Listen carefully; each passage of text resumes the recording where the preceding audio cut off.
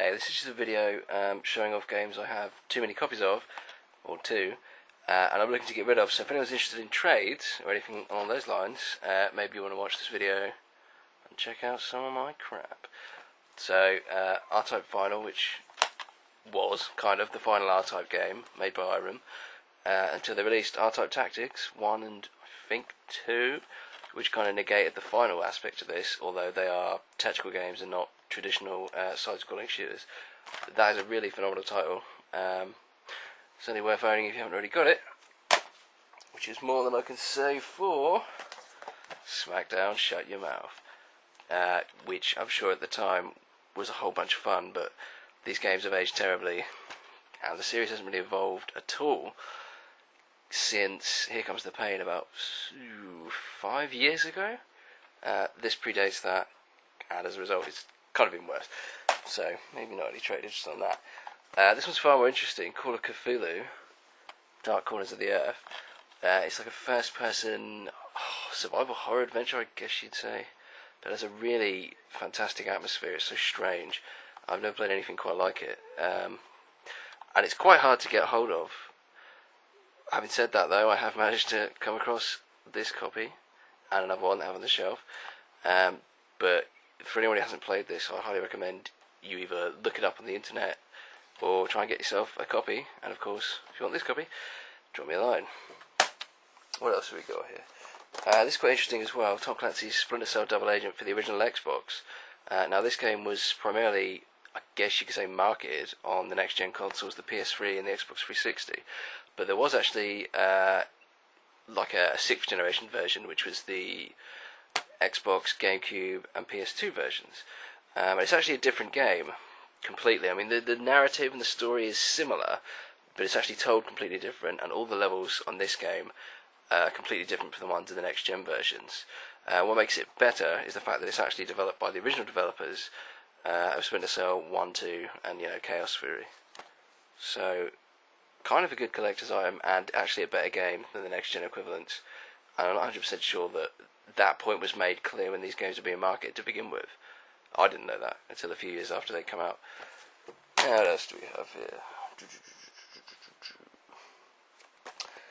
Champions Return to Arms for the PS2, which is effectively like a spiritual successor to Baldur's Gate Dark Alliance.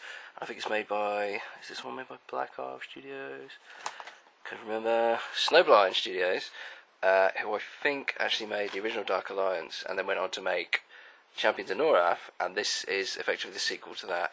It just greatly expands on everything that was in Baldur's Gate Dark Alliance, and if you like those games, you'll love this game.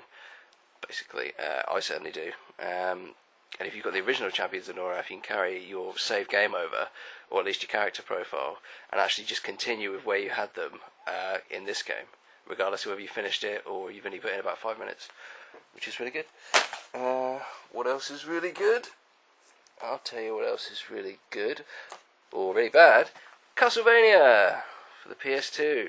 Another game for some reason I bought, thinking I didn't have, and I did. It's Castlevania, it's 3D, and it's horrible. If you're into Castlevania and you're a collector, it's probably worth owning for that reason, but as far as 3D game design goes, good God, this is just shit. Just room after room after room of nothing, and not much better than the N64 ones.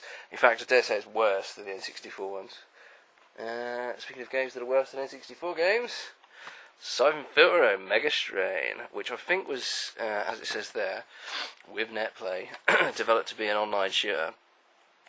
And I think they've kind of half-assedly presented it as a single-player game as well, if I remember rightly.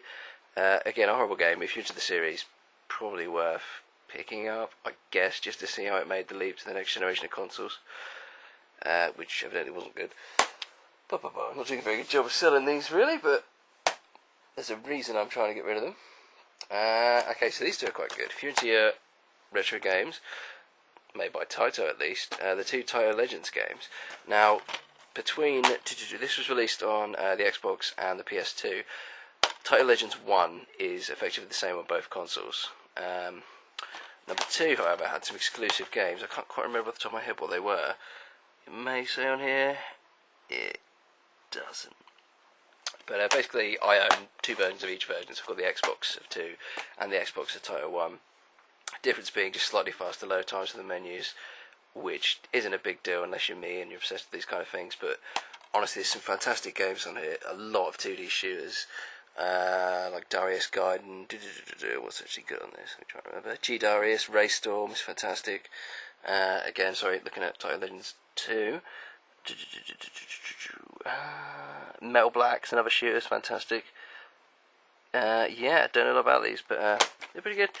The original Title Legends, same sort of premise, a lot of early 2D games in the 80s and the mid-90s, and obviously everywhere in between, but well worth owning if you're into that kind of thing, and up for grabs if you've got anything to trade. I really don't care what it is, I'll accept anything at this point. If I don't have it, then I'll probably be interested. King of Fighters 12, no, King of Fighters 11, before 12, before they went HD. Again, just a really good King of Fighters game. I think if you're into these games, you know what to expect from them. But they didn't redraw the sprites for this or anything like that. But it's got a really good lineup of characters, and it does look fantastic on the PS2, especially if you put it into the PS3 and upscale that bad boy. And it's fantastic. That's actually a really good game. So anyway, look at another really good beat 'em up. I guess you'd call it 2-on-2, 1-on-1 beat 'em up is Virtua Fighter 5. This is for like allegedly really hardcore beat 'em up fans. I've never managed to get into it. You can tell the quality of it just by the minute you turn it on. It's fantastic, but I don't know. It takes so much.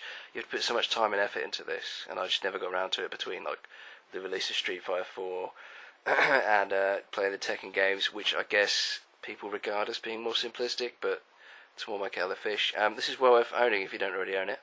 Again, $9.99 is what I paid for it. It's probably not even worth that. But like I say, I'm mainly interested in trades here, so anything you've got on any console that's up for grabs, if you'd like that, just drop me a line. What else do you have here? On the topic of terrible games, The Bouncer by Square. Or Squaresoft before they merged with Enix. This is diabolical.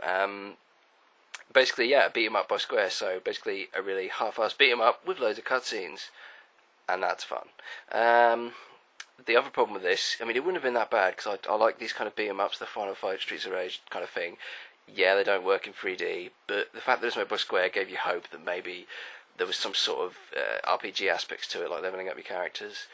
But regardless of any of that, it's an absolutely butchered power conversion. It runs in 50 Hz, but honestly, it's like it's running in slow motion. Again, if you're really into Square and you're really curious about it, which is what I was, it's worth picking up.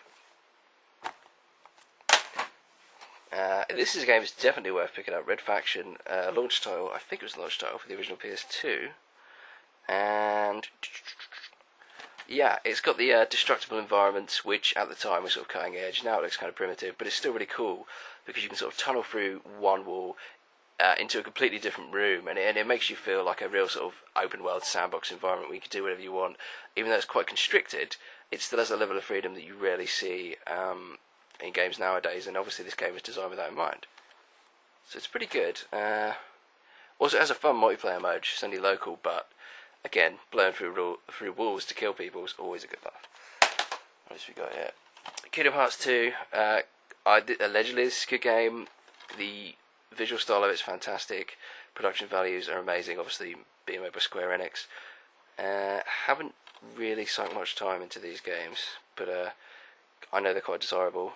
So, if you're interested in that one, again, drop me a line. I guess this is worth doing. Burnout 2, Point of Impact for the Xbox. Quite hard to find, or at least I found it was, until one day when I stumbled across 2 copies, and then went ahead and picked them both up. So, I need the other one. Again, this game runs a lot better on the Xbox than it would the PS2, which is the other format you can get it on. I think it's probably available on the GameCube. Likewise, this is going to be the superior version, so anyone who's into the Burnout and wants to play it before it went really arcadey, I mean, this is more of a racer than Takedown was. So, I mean, by racer I mean strictly a racer as opposed to complete mental chaos. So, yeah, it's worth owning if you're into the series, and especially if you're an idiot like me. What do we have here? Valkyrie Profile, another Square Enix RPG that I haven't played. And I think this video is just about to die.